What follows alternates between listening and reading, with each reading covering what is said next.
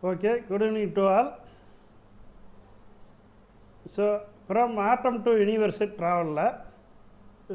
So, universe travel பற்றி ஏற்கனவே 2 கிளாஸாக பார்த்தோம். ஸோ இப்போ இன்றைக்கி ஆட்டத்தை பற்றி பார்க்குறோம். ஸோ எதனால் அந்த ஆட்டத்தை பற்றி பார்க்குறோம், ஸோ இந்த ஆட்டத்துக்கு பேஸுக்கு என்ன ரிலேஷன் இருக்குதுன்னு எடுத்துக்கிட்டிங்கன்னா, ஸோ இந்த ஆட்டம் இல்லாத எதுவுமே கிடையாது. ஸோ நம்ம சன்னாக இருக்கட்டும், எர்த்தாக இருக்கட்டும், ஸோ அதுக்கு மேலே போனால் சோலார் சிஸ்டம், ஸோ மில்கி வே கேலக்ஸி, ஸோ அதுக்கப்புறம் நெபுலா, ஸோ இந்த மாதிரி விண்வெளி பிரபஞ்சத்தில் உள்ள எல்லாமே பார்த்தோம்னா ஸோ இந்த ஆட்டத்தால் ஆனது. அதுவும் குறிப்பாக சொல்ல போனால் ஹைட்ரஜன் ஆட்டம். சன்னில் பார்த்தோம்னா ஹைட்ரஜன் ஆட்டம் தான் இருக்குது. ஸோ ஹைட்ரஜன் என்ன நியூக்ளியர் ஃபிஷன் ரியாக்ட் ஆகி ஸோ அது ஹீலியமாக மாறுது. ஸோ ஹீலியமாக மாறினதுக்கப்புறம் திரும்ப ரியாக்ட் ஆகி ஸோ லித்தியம், ஸோ அடுத்தடுத்த ஆட்ட லெவலில் போயிட்டுருக்கு. ஸோ இதுக்கப்புறம் லாஸ்ட்டாக அயன் ஆட்டமாக மாறும்போது அதனோட லைஃப் முடிய போகுது. ஸோ நம்ம சன்னோட லைஃப் பார்த்தோன்னா ஸோ 4.5 பில்லியன் இயர் ஆகுது இது வரைக்கும். ஸோ ஆல்மோஸ்ட்டு பாதி ஸ்டேஜ் சன்னோட ஏஜ் முடிஞ்சிருக்கு. ஸோ இன்னும் ஒரு 5.5 மில்லியன் இயர்ஸு இன்னும் சன்னோட லைஃப் இருக்குது. ஸோ இந்த மாதிரி தான் எல்லா ஸ்டாரும் உருவாகுது. ஸோ அதே மாதிரி கேலக்ஸி நெபுலா எல்லாமே உருவாகுது. ஸோ அப்போ அதை பற்றி தெரிஞ்சுக்கணும், நமக்கு ஆட்டத்தை பற்றின விஷயமும் நமக்கு தெரியணும். ஸோ அதுக்காக தான் இன்றைக்கி ஆட்டம்னா என்ன, ஸோ அதில் என்னென்ன இருக்குங்கிறத இன்றைக்கி பார்க்க போகிறோம். ஸோ ஃபஸ்ட்டு ஆட்டம்ங்கிறது என்ன, அந்த வேர்ல்டுலேயே ஸோ ஸ்மாலஸ்ட் யூனிட். ஸோ உலகத்தில் உள்ள எந்த ஒரு பொருளை எடுத்துட்டாலும் ஸோ அதை சின்னதாக உடச்சிக்கிட்டே போனோம்னா இருக்கிறதுலே ரொம்ப சின்ன துகள் எதுன்னா ஸோ அதை தான் வந்து ஆட்டம்னு சொல்கிறோம். ஸோ இது வந்து ஒரு கெமிக்கல் எலமெண்ட்னு சொல்லலாம். ஸோ உலகத்தில் உள்ள எல்லா பொருளும் ஆட்டத்தால் ஆனது. ஸோ எந்த பொருளை எடுத்தாலும் சரி, சாலிடாக இருக்கட்டும், லிக்விடாக இருக்கும், கேஸு அல்லது பிளாஸ்மா, ஸோ எதை எடுத்துக்கிட்டாலும் ஸோ அந்த பொருள் ஒன்று நியூட்ரல் ஆட்டமாக இருக்கும் அல்லது அயனைஸ்டு ஆட்டமாக இருக்கலாம். So atom are extremely small. So இருக்கிறதுலே ரொம்ப சின்னதாக பொருளாக இருக்கிறது தான் atom. So around 100 picometre, so nanometre to picometre ரேஞ்சுக்குள்ளே தான் இந்த ஆட்டம் இருக்கும். So every atom is composed of nucleus and 1 or more electron bound the nucleus. So எல்லாமே என்னென்னா நியூக்ளியஸால் இருக்கும். ஸோ அந்த நியூக்ளியஸை எலக்ட்ரான் சுற்றிக்கிட்டு இருக்கும். ஸோ இதுதான் ஆட்டம்னு சொல்கிறோம். So nucleus made of 1 or more proton and number of neutron. So nucleus என்ன இருக்கும், ப்ரோட்டான், நியூட்ரான், ஸோ இதெல்லாம் சேர்ந்து தான் ஸோ நியூக்ளியஸ். ஸோ நியூக்ளியஸில் ப்ரோட்டான் இருக்கும், நியூட்ரான் இருக்கும், எலக்ட்ரான் இருக்கும். ஸோ இதெல்லாம் சேர்ந்து தான் நம்ம ஆட்டம்னு சொல்கிறோம். ஸோ இந்த ஆட்டம் பார்த்தா most common variety in hydrogen has no neutron. Atom என்ன சொல்லுவோம்னா ஹைட்ரஜன் சொல்லுவோம். ஸோ H1 ஒன்றுன்னு நாம் சிம்பிள் அதை குறிப்போம். ஸோ இதில் பார்த்தோம்னா நியூட்ரானே கிடையாது. H1 நியூட்ரானே கிடையாது. ஸோ ஒரு எலக்ட்ரான் ஒரு ப்ரோட்டான் மட்டும் உள்ளது தான். So more than 99.94% of atom mass in the nucleus. So இந்த ஒரு ஆட்டத்தோட வெயிட்டு, அதாவது மாஸ்ன்னு சொல்கிறேன் என்னம்னா அதனோட நியூக்ளியரோட வெயிட்டு தான் இந்த ஆட்டத்தோட வெயிட்டு. ஏன்னா எலக்ட்ரானுக்கு வெயிட் கிடையாது, very less weight. So proton தான் நாம் பாசிட்டிவ் சார்ஜ்னு சொல்லுவோம், positive electrical charge. So electron have negative electrical சார்ஜ்னு சொல்லுவோம். ஸோ நியூட்ரானுக்கு சார்ஜ் கிடையாது. ஸோ அதுக்கு வந்து 0 சார்ஜ். ஸோ அதான் இந்த டேபிள் இண்டிகேட் பண்ணியிருக்கேன். ஸோ ப்ரோட்டான்ங்கிறது +1 அதனோட சார்ஜு, எலக்ட்ரானோட சார்ஜ் -1, நியூட்ரான் நோ சார்ஜ், அதனால் 0ன்னு குறிப்போம். ஸோ வெயிட்டில் எடுக்கும்போது ப்ரோட்டானோட மாஸ் 1 அட்டாமிக் மாஸ் யூனிட்னு சொல்லுவோம், AMU. நியூட்ரானோட மாஸும் ஈக்குவல், ப்ரோட்டானும் ஈக்குவல், அதுவும் 1 அட்டாமிக் மாஸ் யூனிட்னு சொல்லுவோம். எலக்ட்ரானோட மாசு 0. ஸோ இதான் நம்ம கால்குலேட் பண்ணுறோம். ஸோ இப்போ அட்டாமிக் மாஸ் கால்குலேட் பண்ணையில் என்ன பண்ணோம்னா ஒரு ஆட்டத்தில் எத்தனை ப்ரோட்டான் எத்தனை நியூட்ரான் இருக்குது. ஸோ ஒரு ப்ரோட்டானோட மாசு 1, ஒரு நியூட்ரானோட மாசு 1ன்னு வச்சிடும். ஸோ இப்போ கார்பன் இருக்குது. ஸோ கார்பன்னா 6 ப்ரோட்டான் 6 நியூட்ரான்னா ஸோ 6 + 6 12. ஸோ அதனோட அட்டாமிக் மாஸ் 12ன்னு சொல்லுவோம்.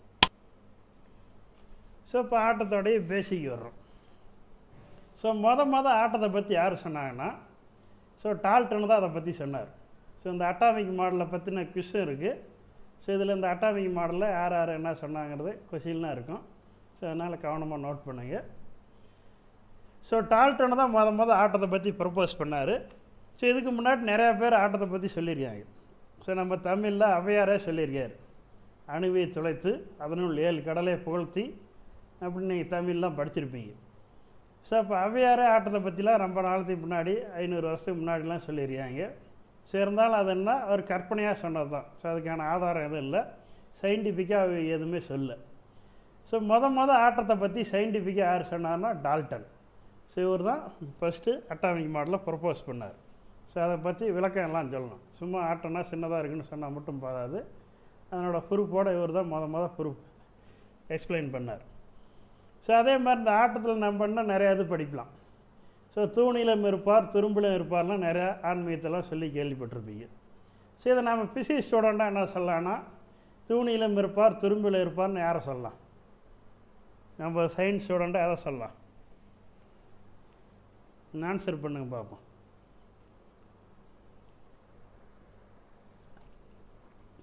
எல்லா இடத்துலையும் இருக்கக்கூடிய பொருள் என்ன?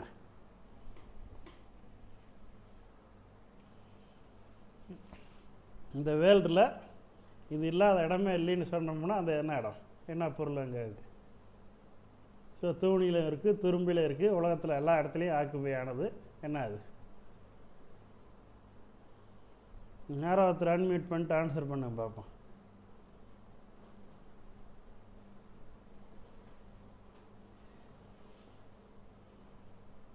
என்ன பொருள் இருக்குது எல்லா இடத்துலையும்?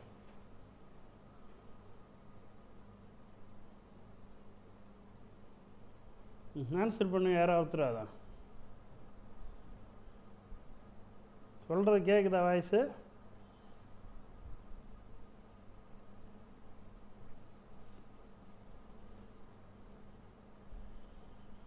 எல்லா இடத்தையும் ஆக்குப்பையான ஒரு பொருள் என்ன அது பிசிக்ஸ் பிரகாரம்?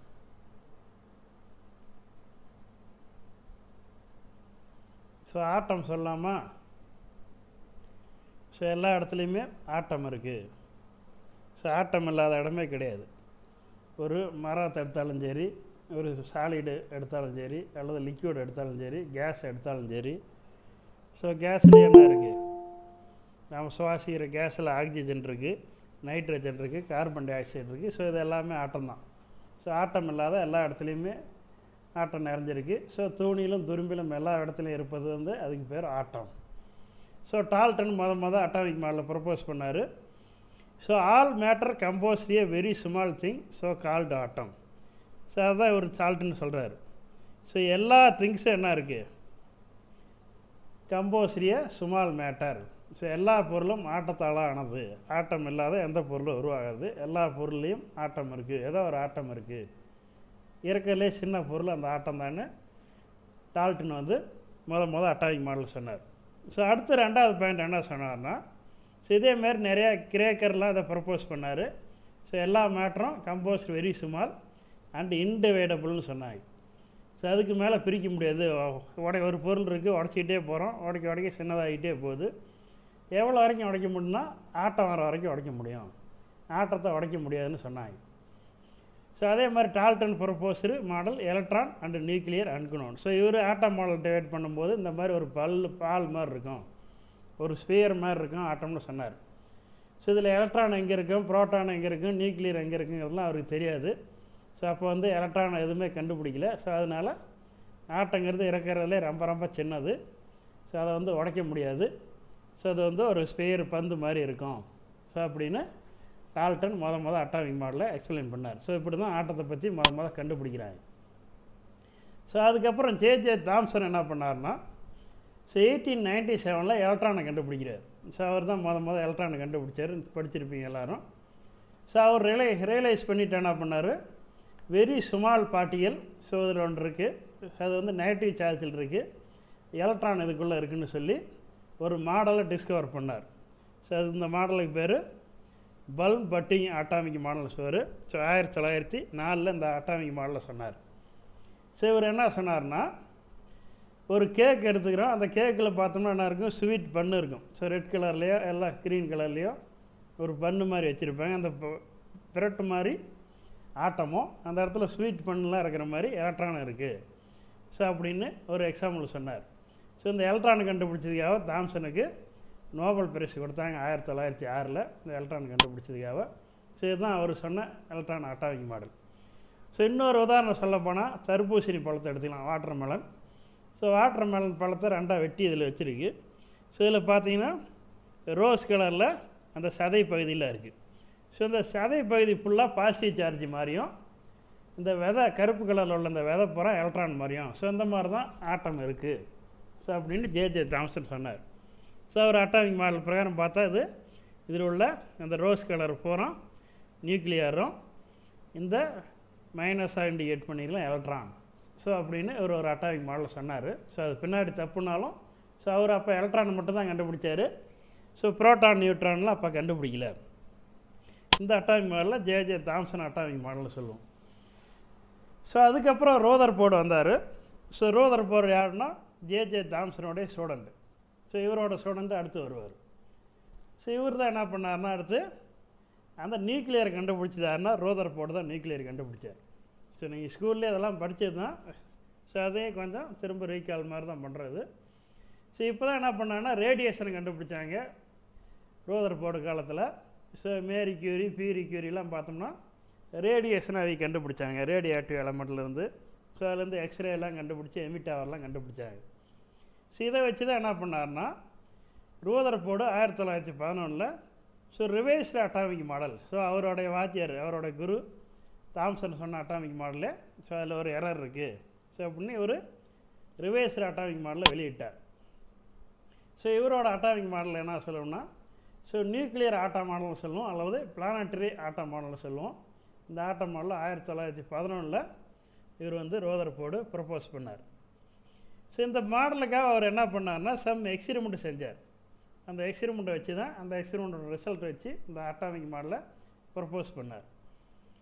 ஸோ இந்த மாடல் டிஸ்கவரி பண்ணிவிட்டு அவர் என்ன ரிசல்ட் விட்டார்னா, tiny, dense and positive charge core called nucleus. So நியூக்ளியஸுங்கிறது ரொம்ப ரொம்ப சின்னதாக இருக்கும், டென்சிட்டினா ரொம்ப கனமானதாக இருக்கும், வெயிட்டானதாக. அதே டைம் பாசிட்டிவ் சார்ஜ் இருக்கும். ஸோ அதுக்கு பேர் தான் நியூக்ளியஸு. அது ஆட்டத்தோட சென்டரில் இருக்குது. அதை எலக்ட்ரான் பூரா சுற்றிக்கிட்டு வரும். ஸோ அப்படின்னு அட்டாமிக் மாடலில் வெளியிட்டார். ஸோ இவர் வெளியிட்டதுக்கப்புறம் ஆட்டத்தை பற்றின திங்கிங் எல்லாத்துக்குமே மாறிச்சு. ஸோ இது வரைக்கும் அதுக்கு முன்னாடி ஆட்டத்தை பற்றி வேறு மாதிரி நினச்சிருந்தாங்க, தாம்சன் சொன்ன மாதிரி தான் ஆட்டம் இருக்குன்னு. ஸோ இவரோட எக்ஸாம்பிள் பார்த்தோன்னா ஒரு mini solar system. So solar system எப்படி இருக்கோ அதே மாதிரி தான் ஆட்டம் இருக்குங்கிறத இவர் எக்ஸ்பிளைன் பண்ணார். ஸோ சோலார் சிஸ்டம் என்ன பண்ணோம், ஸோ சூரியனை எல்லா பிளானட்டும் சுற்றிக்கிட்டு இருக்கோம். ஸோ அதே மாதிரி தான் நியூக்ளியரை எல்லா எலக்ட்ரானும் சுற்றிக்கிட்டு இருக்குன்னு ஒரு ஆட்டம் மாடல் வெளியிட்டார். ஸோ இதுதான் பிளானட்டரி ஆட்டம் மாடல் தெரியும். ஸோ இது சென்டரில் சன் இருக்குது. ஸோ இது என்ன இருக்குது, ஸோ 8 கோள்களும் இதை நீள் வட்டத்தில் சுற்றிக்கிட்டு இருக்குது. ஸோ இதே மாதிரி தான் ஆட்டம் இருக்கும். இந்த சென்டரில் இங்கே நியூக்ளியர் இருக்குது. ஸோ இதை எல்லா எலக்ட்ரானும் இந்த மாதிரி நீள் வட்டத்தில் சுற்றிக்கிட்டு இருக்கோம். பிளானட்டரி மாடல் மாதிரி தான் இருக்குன்னு இந்த ரோதர்போர்டு எக்ஸ்பிளைன் பண்ணார். ஸோ இந்த மாதிரி ஆட்டம் மாடல் இருக்குங்கிறதுக்கு ஸோ அவர் என்ன எடுத்துக்கிட்டாருன்னா, இந்த மாதிரி ஒரு கோல்டு பாயில் ஷீட் எடுத்துக்கிட்டார். ஸோ கோல்டு பாயில் ஷீட்லேருந்து இங்கேருந்து ஒரு ஆல்ஃபா கதிர் இதுலேருந்து மோத விட்டார். ஸோ ஆல்ஃபா கதிருங்கிறது இது பாசிட்டிவ் சார்ஜ். ஸோ அப்போ பாசிட்டிவ் சார்ஜை போய் இதில் போய் மோத விடும் போது, ஸோ சென்ட்ரலாக உங்களுக்கு கான்செப்ட் தெரியும், பாசிட்டிவ் என்ன பண்ணும், ரிப்பல் பண்ணும். ஸோ பாசிட்டிவ் நெகட்டிவ் அட்ராக்ட் பண்ணும். ஸோ அப்போ கோல்டு பாயிலில் இதில் நிறைய ஆட்டம் இருக்குது.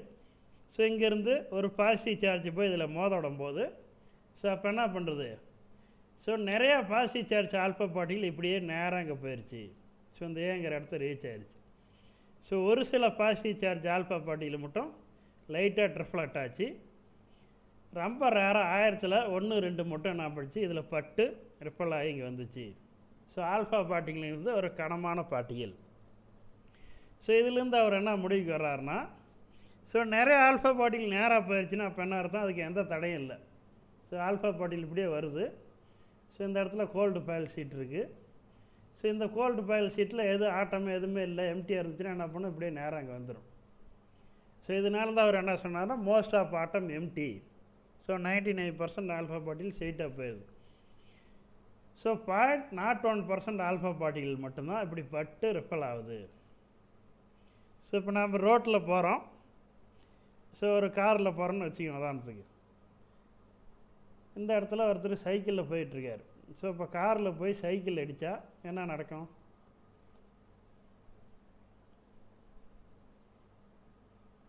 காரு சைக்கிளில் பட்டு காரு நவுந்து வருமா இல்லை சைக்கிள் நவுந்து போகுமா?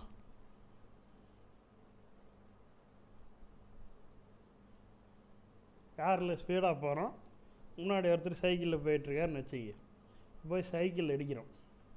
இப்போ சைக்கிள் போய் கீழே விழுவுமா இல்லை காரு சைக்கிள் அடித்து காரு பின்னாடி வருமா? என்ன நடக்கும்?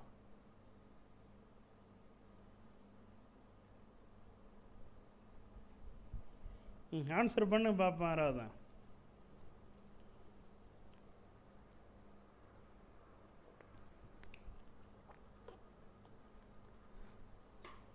சார் சைக்கிள் கீழே விழும் சார்.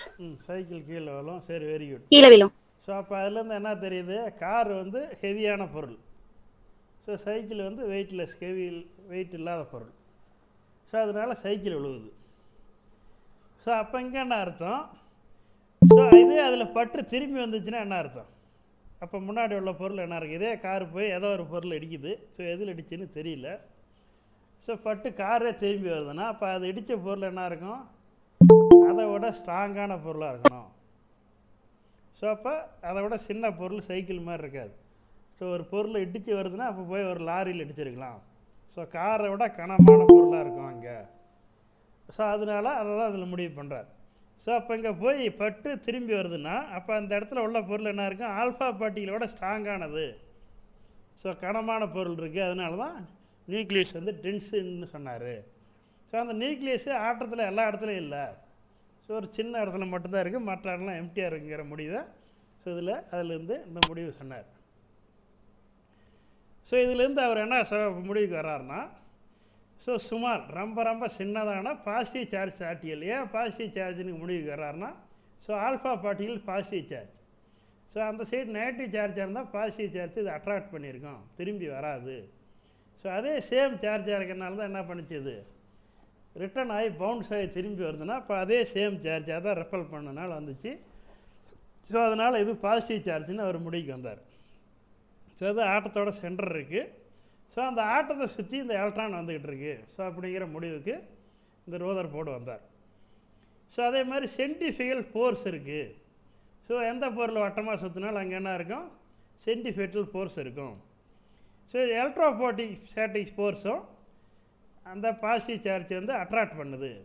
ஸோ அப்போ இங்கே உள்ள நியூக்ளியர் என்ன பண்ணும்? நியூக்ளியர் வந்து பாசிட்டிவ் சார்ஜ், இங்கே சுற்றிக்கிட்டு இருக்கிற எலக்ட்ரான் வந்து நெகட்டிவ் சார்ஜ். ஸோ அப்போ என்ன பண்ணும்? இந்த எலக்ட்ரானை பிடிச்சி இது இழுத்துக்கிட்டே இருக்கும், positive charge. So electrostatic attraction இருக்கும். அந்த எலக்ட்ரோஸ்டாட்டிக் அட்ராக்ஷனும் இது இப்படி சுற்றிக்கிட்டு இருக்கிறனால வரக்கூடிய சென்டிஃபிகல் ஃபோர்ஸும் ஸோ ரெண்டு ஈக்குவல். ஸோ ஈக்குவலாக இருக்கிறனால தான் அந்த பர்டிகுலர் சார்ஜில் அது மூவ் ஆகிக்குது. ஸோ பிளானட்டரி மோஷனுக்கு பார்த்தோம். ஸோ சன்னோடைய அட்ராக்ஷன் ஃபோர்ஸும் இந்த எர்த்தை சுற்றிக்கிட்டு இருக்கிற சர்க்குலர் ஃபோர்ஸ்னால் வரக்கூடிய சென்டிஃபிகல் ஃபோர்ஸ் ஈக்குவல். ஸோ அதனால தான் எர்த்து அதே ஆர்பிட்டில் சுற்றிக்கிட்டு இருக்குது. ஸோ அதே மாதிரி தான் இங்கே எலக்ட்ரான் சுற்றிக்கிட்டு இருக்குன்னு சொன்னார். ஸோ அதனால தான் அந்த ஆட்டத்தை பேர்த்துக்கு இன்னொரு பேர் பிளானட்டரி அட்டாமிக் மாடல்னு பேர். ஸோ அதுக்கப்புறம் அந்த ரோதர்ஃபோர்டோடைய ஸ்டூடெண்ட்டை எடுத்தோம்னா அவர் தான் நீல்ஸ் போர். ஸோ 3 பேரும் ஒரே வர்றாங்க. தாம்சனோட ஸ்டூடெண்ட்டு ரோதர்ஃபோர்டு, ஸோ ரோதர்ஃபோர்டோட ஸ்டூடெண்ட்டு போர். ஸோ 3 பேருமே நோபல் பரிசு வாங்கியிருக்காங்க. அதுதான் இதில் ஒரு அதிசயம். So 1913 4 proposal to quantised sell model. So electron how to stable orbit. So electron எப்படி அதே ஆர்பிட்டில் ஸ்டேபிளாக இருக்குது. ஸோ அவர் ரோதர்ஃபோர்டு சொன்ன மாதிரி இந்த மாதிரி வட்டமாக சுற்றிக்கிட்டு இருந்ததுன்னா ஸோ அந்த இடத்துல ஸ்டேபிளாக இருக்காது எல்லா எலக்ட்ரானும். ஸோ அதனால் இவர் ஸ்டேபிள் மாடலுக்கு ஒரு எக்ஸ்பிளைன் பண்ணுறாரு. So motion of electron in Rutherford model unstable. So ஒரு பொருள் வட்ட பாதையில் சுற்றுனா அதுக்கு அன்ஸ்டேபிள் கிடையாது. ஸோ எதுக்கு எல்லா பிளானட்டும் நீள் வட்ட பாதையில் சுற்றுது, எதுக்கு எலக்ட்ரான்லாம் நீள் வட்ட பாதையில் சுற்றுதுன்னா ஸோ அதுக்கு ஒரு ரீசன் இருக்குது. ஸோ இப்போ நீங்களே சுற்றுனீங்கன்னா தெரியும். இப்போ அப்படியே சுற்றிட்டு வட்டம் அடிச்சுட்டு விளையாண்டுட்டு இருப்பீங்க. இப்போ கை ரெண்டையும் தூக்கிட்டு இப்படியே சுற்றுவீங்க. சுற்றினா என்ன ஆகும்? சின்ன வயசில் ஸ்கூலில் விளையாண்டுருப்பீங்க. அப்படியே சுற்றிக்கிட்டு விளையாண்டுறீங்களா? சுற்றும் போது என்ன ஆகும்?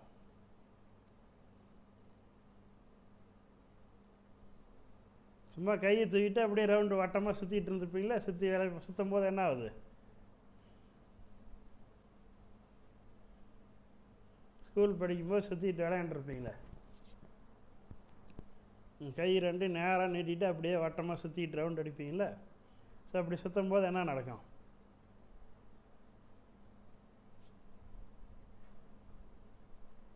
ஆன்சர் பண்ணுங்க. வட்டமாக சுற்றும் போது என்ன நடக்குது?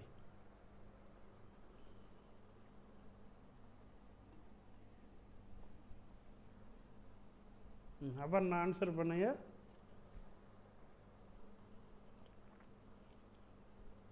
வட்டமாக சுற்றிட்டு விளையாண்டுட்டுருப்போம். வட்டமாக சுற்றும் போது என்ன நடக்கும்? இப்படியே சுற்றிக்கிட்டே இருந்திருப்பீங்கள. ஒரு 10 சுற்று 20 சுற்று சுற்றிருப்பீங்க. ஸோ அப்படி சுற்றும் போது என்ன வரும்?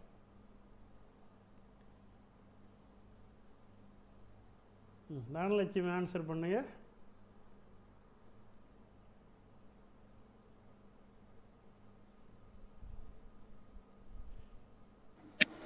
சார் எனக்கு தெரியல சார்.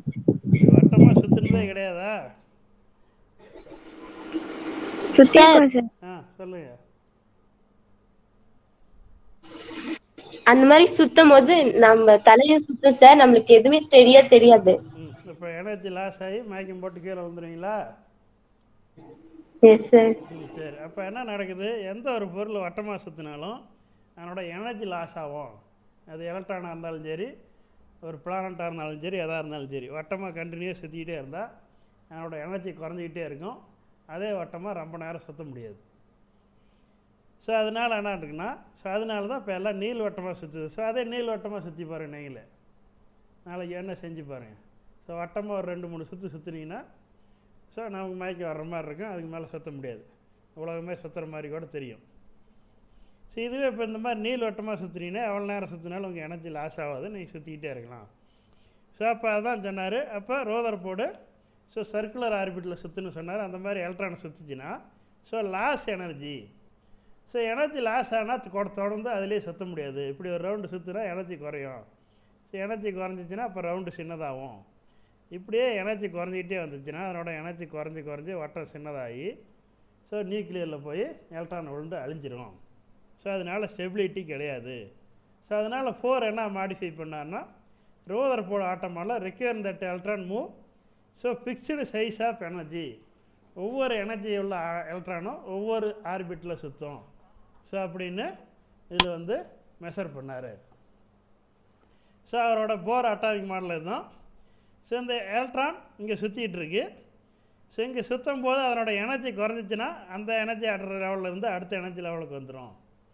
ஸோ இங்கெல்லாம் எலக்ட்ரான் எனர்ஜி அதிகமாச்சுன்னா அப்சர்வ் பண்ணிவிட்டு அடுத்த ஆர்பிட்டில் போயிருங்கிற ஒரு முக்கியமான கொள்கையை அவர் வெளியிட்டார். ஸோ இதுலேருந்து பார்த்துருப்பீங்க. ஸோ கே செல், எல் செல், எம் செல், என் செல்னால் பார்த்துருப்பீங்க. ஸோ இதெல்லாம் பார்த்தோம்னா ஆர்பிட்டல். ஸோ இதில் 2 எலக்ட்ரான் இருக்கும், இதில் 8 எலக்ட்ரான் இருக்கும், இதில் 18 இருக்கும், இதில் 32 இருக்கும். ஸோ இதெல்லாம் பார்த்துருப்பீங்க. இந்த மாதிரி தான் எலக்ட்ரான் சுற்றிக்கிட்டு இருக்குன்னு ஸ்கூல்லேயே படிச்சிருப்பீங்க. ஸோ அப்போ அந்த எலக்ட்ரான் என்ன பண்ணுது? எனர்ஜி அப்சர்வ் பண்ணும், எனர்ஜி எமிட் பண்ணுங்கிற ஒரு முக்கியமான கொள்கையை வெளியிட்டார். ஸோ இதை பேஸ் பண்ணி தான் ஸ்பெக்ட்ரோஸ்கோபி, ஸோ நிறமாலைமானிங்கிறதும் நமக்கு வந்துச்சு. ஸோ இப்போ அதை எனர்ஜி அப்சர்வ் பண்ணால் அதனோட கேரக்டர் எப்படி இருக்கும், எனர்ஜி எமிட் பண்ணால் அதனோட கேரக்டர் எப்படி இருக்குன்னு வந்துச்சு. ஸோ ஒவ்வொரு ஆட்டமும் ஒவ்வொரு மாதிரி எனர்ஜி அப்சர்வ் பண்ணும். ஸோ இப்போ நம்ம சாப்பிட்றோம். ஸோ ஒவ்வொருக்கும் ஒரு சில மெனுலாம் பிடிக்கும். ஸோ இப்போ இட்லி, தோசை, புரோட்டா, பூரி, ஸோ இந்த மாதிரி நிறையா சாப்பாடு நமக்கு முன்னாடி வச்சுருக்காங்க. ஸோ ஒரு 10 பேர் கிளாஸ் வர்றீங்க. ஸோ அது உங்களுக்கு பிடிச்சது சாப்பிட்னா எல்லோரும் எல்லாத்தையும் சாப்பிட மாட்டேங்க. ஸோ ஒருத்தருக்கு இட்லி ரொம்ப பிடிச்சிருக்கு, அவங்க இட்லியே போட்டு சாப்பிடுவாங்க. இன்னொருத்தருக்கு தோசை பிடிச்சிங்க, அதை மட்டும் சாப்பிடுவாங்க, மீதி எடுக்க மாட்டாங்க. ஸோ இன்னொருத்தருக்கு பூரி பிடிச்சிருக்கு, அவங்க அதை மட்டும் சாப்பிடுவாங்க. ஸோ ஒவ்வொருத்தருக்கும் ஒவ்வொரு கேரக்டர் இருக்குது. ஸோ அதே மாதிரி இந்த ஆட்டத்துக்கு என்ன கேரக்டர் இருக்குன்னா, ஒவ்வொரு ஆட்டத்துக்கும் ஒவ்வொரு கேரக்டர் இருக்குது. ஸோ ஹைட்ரஜன் ஆட்டத்துனா அதுக்கு ஒரு கேரக்டரு. ஸோ அது குறிப்பிட்ட எனர்ஜியை மட்டும்தான் அப்சர்வ் பண்ணும், குறிப்பிட்ட ஃப்ரீக்வன்சியை மட்டும்தான் அப்சர்வ் பண்ணும், குறிப்பிட்ட வேவ் லென்த்தில் மட்டும்தான் அப்சர்வ் பண்ணும். அதே மாதிரி அது குறிப்பிட்ட வேவ் லென்த்தை மட்டும்தான் எமிட் பண்ணும். ஸோ இதை வச்சு தான் விண்வெளியெல்லாம் போய் ஆராய்ச்சி பண்ணுறாங்க. சந்திரனில் போய் ஆராய்ச்சி பண்ணிச்சு. ஸோ நிலாவில் தண்ணி இருக்குது, ஸோ செவ்வாய் கிரகத்தில் என்ன ஆக்சிஜன் இருக்கா, ஸோ இப்போ இந்த மாதிரிலாம் என்னென்ன இடத்துல என்ன இருக்குதுன்னு எப்படி கண்டுபிடிக்கிறாங்கன்னா, ஸோ அங்கே போய் லைட் அடிப்பாங்க. So light electromagnetic wave. So electromagnetic வேவ்னா எல்லா வேவ் லென்த்தும் இருக்கும், எல்லா ஃப்ரீக்வன்சி இருக்கும். ஸோ அந்த ஆட்டம் என்ன வேவ் லென்த்தை அப்சர்வ் பண்ணுது அப்படின்னு கண்டுபிடிப்பாங்க. ஸோ அதுக்கு பேர் அப்சார்ப்ஷன் ஸ்பெக்ட்ரா. ஸோ அப்போ இந்த வேவ் லென்த்தை அப்சர்வ் பண்ணால் ஸோ இந்த ஆட்டம் தான் இங்கே இருக்குது. ஸோ இப்போ நான் சொன்ன எக்ஸாம்பிள் சொன்ன மாதிரி இப்போ 5 பேர் இருக்கோம். ஸோ ஏபிசிடின்னு 5 பேர் 4 பேர் இருக்குன்னு வச்சுக்கோம். ஸோ 4 பேர்த்துக்கும் ஏவுக்கு இட்லி தான் பிடிக்கும், பிக்கு தோசை தான் பிடிக்கும், ஸோ சிக்கு பூரி பிடிக்கும், ஸோ டிக்கு வேறு ஏதாவது பிரியாணி பிடிக்குன்னு வச்சுக்கோம். ஸோ இப்போ 4 பேருக்கு என்னென்ன பிடிக்குன்னு நம்ம ஆல்ரெடி அனலைஸ் பண்ணிடுறோம். ஸோ இப்போ இந்த ரூமில் கொண்டு போய் இதெல்லாம் வச்சிடுறோம். ஸோ எது தீர்ந்துருக்கோ அப்போ என்ன தெரியும்? ஸோ அப்போ அவி தான் அந்த ரூமில் போய் சாப்பிட்ருப்பாங்க, நம்ம ஈஸியாக கண்டுபிடிக்க முடியும். ஸோ அந்த மாதிரி ஒரு இடத்துல எந்த ஆட்டம் இருக்குங்கிறத அந்த அப்சார்ப்ஷன் எமிஷன் ஸ்பெக்ட்ரத்தை வச்சு கண்டுபிடிக்கலாம். ஸோ அதை வந்து இந்த போர் தான் கண்டுபிடிச்சார். ஸோ அந்த அட்டாமிக் மாடல் பேர் போர் அட்டாமிக் மாடல்னு பேர். ஸோ அதுக்கப்புறம் இதில் ஒரு கரெக்ஷன் வந்துச்சு. ஸோ சம்மர்ஃபீல்டு அந்த போர் ஆட்டம் மாடலில் ஒரு கரெக்ஷன் கொண்டு வந்தார். ஸோ முக்கியமாக 2 கரெக்ஷன் அவர் கொண்டு வந்தார். சரின்னா கெப்லரில் ஆல்ரெடி பார்த்தோம். ஸோ அந்த கெப்லரில் தான் இந்த ஆட்டத்துக்கு இவர் வந்து இன்ட்ரடியூஸ் பண்ணார். So electron around the nucleus in elliptical orbit, so nuclear one of the போர்ஷின்னு சொன்னார். ஸோ கெப்லரில் என்ன சொன்னார்? ஒரு குவியமாக கொண்ட நீள்வட்ட பாதையில் எல்லா பிளானட்டும் சுற்றிட்டு இருக்குன்னு சொன்னார். ஸோ அதே தான் சொன்னார். ஸோ நியூக்ளியர் வந்து சென்டரில் இல்லை, ஓரமாக இருக்குது, ஒரு குவியமாக கொண்ட நீள்வட்ட பாதையில் தான் எலக்ட்ரான் சுற்றிட்டு வருதுன்னு சொன்னார். ஸோ இதே தான் கெப்லர் ஃபர்ஸ்ட்டில்.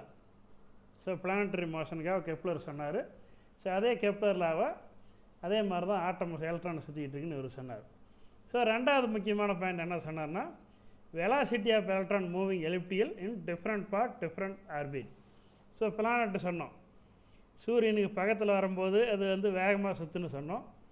ஸோ பிளானட்லேருந்து தூரமாக போகும்போது மெதுவாக சுற்றும். ஏன்னா இந்த அட்ராக்டிவ் ஃபோர்ஸு அதிகமாச்சுன்னா ஸோ இதனோட வெலாசிட்டி அதிகமாகும். தூரமாக போகும்போது அட்ராக்ஷன் குறையும். ஸோ அதனோட வெலாசிட்டி அதிகமாகும். ஸோ இந்த 2 கரெக்ஷனும் சம்மர்ஃபீல்டு சொன்னார். ஸோ இந்த அட்டாமிக் மாடல் தான் நாம் இப்போ யூஸ் பண்ணிகிட்ருக்கோம். ஸோ இதனால் varying distance electron from nuclear.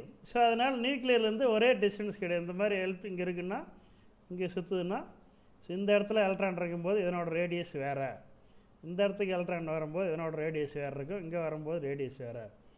So எலக்ட்ரானுக்கும் நியூக்ளியஸுக்கும் உள்ள டிஸ்டன்ஸும் மாறிக்கிட்டே இருக்கும். அந்த எலக்ட்ரான் சுற்றுற வேகமும் இடம் மாறும்போது மாறிக்கிட்டே இருக்கும்.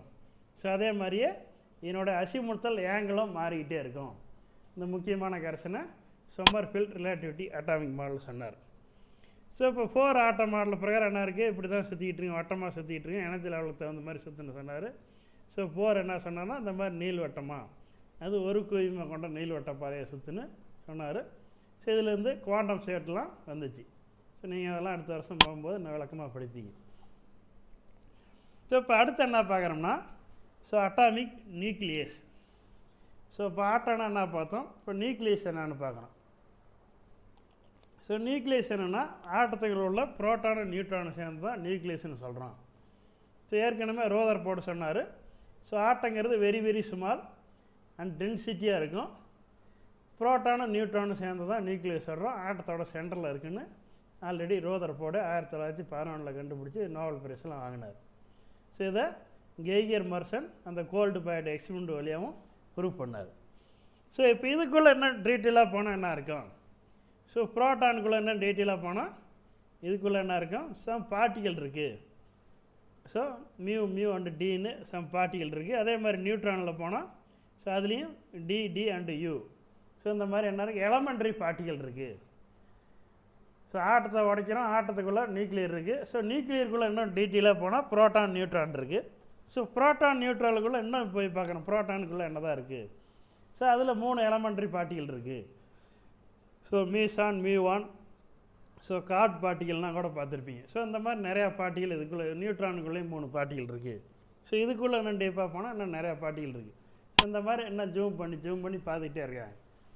ஸோ அந்த மாதிரி பார்க்கும்போது எலமெண்ட்ரி பார்ட்டிகல் நிறையா கண்டுபிடிக்கிறாங்க.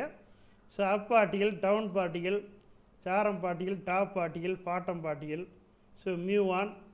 ஸோ அதே மாதிரி மீசான் பார்ட்டிகல் கண்டுபிடிச்சிங்கன்னா ஃபோட்டான், கியூவான், போசான் பார்ட்டிகல். ஸோ இந்த போசான்கிற பார்ட்டிகல் தான் நாம் என்ன சொன்னால் காட் பார்ட்டிகல்னு சொல்கிறோம், கடவுள் துகள்னு கேள்விப்பட்டிருப்பீங்க. ஸோ அதே மாதிரி கிக் போசான். ஸோ இந்த மாதிரி நிறையா பார்ட்டிகல் புரோட்டானுக்குள்ளேயும் நியூட்ரானுக்குள்ளேயும் நிறையா இருக்குது. ஸோ இந்த மாதிரி நிறையா கண்டுபிடிச்சிருக்காங்க. ஸோ அதே மாதிரி புரோட்டான் இருக்குன்னா ஆன்டி புரோட்டான். ஸோ ஒன்று பாசிட்டிவ் இருந்தால் நெகட்டிவ் இருக்கிற மாதிரி.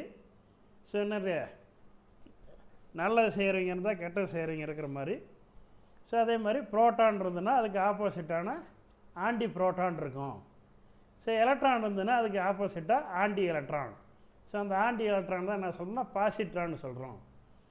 ஸோ புரோட்டானுங்கிறது பாசிட்டிவ் சார்ஜ், எலக்ட்ரானுங்கிறது நெகட்டிவ் சார்ஜ். ஸோ அப்போ ஆன்டி புரோட்டானுங்கிறது என்ன இருக்குது, இது நெகட்டிவ் சார்ஜ் ஆயிரும், பாசிட்ரானுங்கிறது பாசிட்டிவ் சார்ஜ் ஆயிரும். ஸோ அப்போ உலகம் ஒன்று இருக்குன்னா இதே மாதிரி இன்னொரு உலகம் இருக்கும், இதுக்கு ஆப்போசிட்டாக. ஸோ அப்படிங்கிற நிறையா கருத்து போயிருக்கு, அதை பற்றி இன்னும் நிறைய ஆராய்ச்சி பண்ணிகிட்ருக்காங்க. ஸோ இந்த அட்டாமிக் பிசிக்ஸ் பற்றி இந்த சயின்டிஸ்ட்டு என்னென்ன பண்ணுறாங்க, இந்த அட்டாமிக் பிசிக்ஸ் எது எதுக்கு யூஸ் ஆகுதுன்னு பார்த்தோம்னா, ஸோ நியூக்ளியர் பவர், ஸோ இதான் முக்கியமாக யூஸ் பண்ணுறாங்க. ஜென்ரேட் எலக்ட்ரிசிட்டி, ஸோ முக்கியமாக கோடங்குளம், கல்பாக்கம், ஸோ இங்கெல்லாம் தமிழ்நாட்டில் ஸோ நியூக்ளியர் பவர் பிளான்ட் இருக்குது. ஸோ அந்த பவர் பிளான்றது எலக்ட்ரிசிட்டி ஜென்ரேட் பண்ணுறாங்க. ஸோ எப்படி எலக்ட்ரிசிட்டி ஜென்ரேட் பண்ணுறாங்கன்னா, ஒரு ஆட்டத்தை ரெண்டாக உடைக்கிறாங்க. ஸோ அதுக்கு பேர் நியூக்ளியர் ஃபிஷன் பேர். ஸோ யுரேனியம் ஆட்டம் இருக்குது, யுரேனியம் ஆட்டத்தை ரெண்டாக உடைக்கும்போது பேரியம் கிரிப்டான் 2 ஆட்டமாக கிடைக்கும். ஸோ அப்படி வரும்போது அதுலேருந்து ஸோ 935 மில்லியன் எலக்ட்ரான் வோல்ட் அளவுக்கு அதுலேருந்து எனர்ஜி கிடைக்குது. ஸோ அந்த எனர்ஜி அது ஹீட்டை ப்ரொடியூஸ் பண்ணுது. அந்த ஹீட்டை வந்து நீராவியை உருவாக்கி அந்த நீராவிலேருந்து டர்பைனை சுற்ற வச்சு அங்கேருந்து பவர் எடுக்கிறாங்க. ஸோ எலக்ட்ரிசிட்டி ப்ரொடக்ஷனுக்கு நியூக்ளியர் பவர் யூஸ் ஆகுது. And weapon for war, so nuclear bomb போடுறாங்க. ஸோ போட்டு உலக யுத்தம்லாம் வரும்போது ஸோ கிரோஷிமா, நாகசாகி ஜப்பானில் 2 இடத்துல 2ஆம் உலக போகிறப்ப போட்டாங்க. ஸோ அவ்வளோ ஹீட் ஜென்ரேட் ஆச்சு. சின்ன கூட அங்கே பில்லுலாம் இப்போ முளைக்கல, ரேடியேஷன்லாம் நிறையா இருக்குது. ஸோ இந்த மாதிரி வெப்பனாகவும் யூஸ் பண்ணுறாங்க.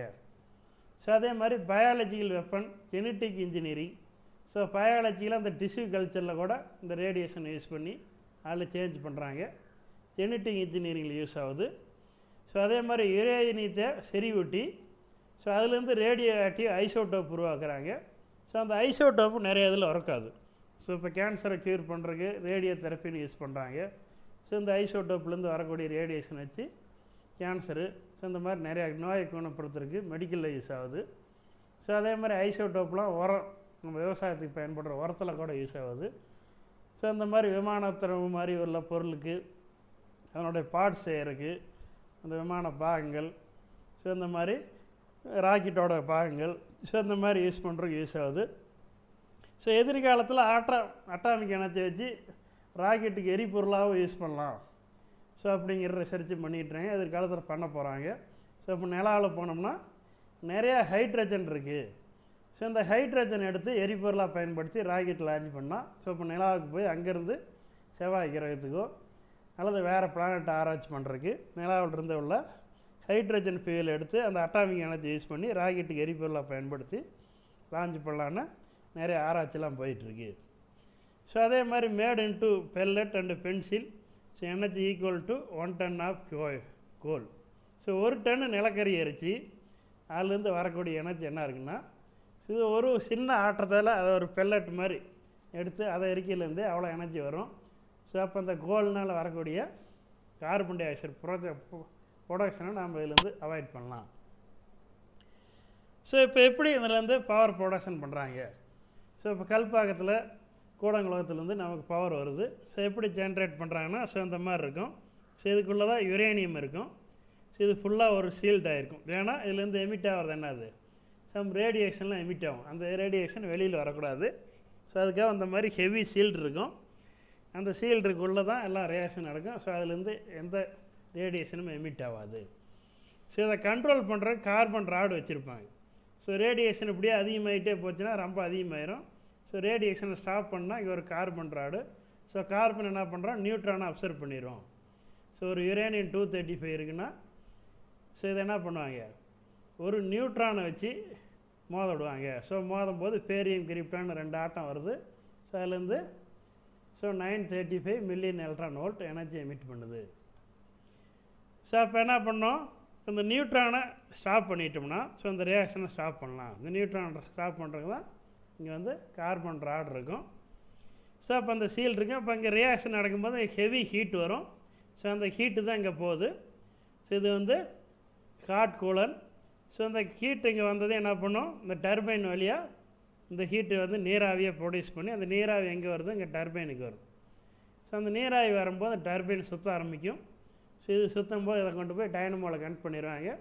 ஸோ கனெக்ட் பண்ணதுக்கப்புறம் அது வந்து சுத்த நமக்கு அங்கே கரண்ட் ஜென்ரேட் ஆகுது. ஸோ மீதி வேஸ்ட் வாட்டரை இங்கே வெளியில் அனுப்பிடுவாங்க. ஸோ இப்படி தான் நமக்கு பவர் ஜென்ரேட் பண்ணுறாங்க. ஸோ அந்த பவர் ஜென்ரேட் பண்ணுற ப்ராசஸ் தான் அது.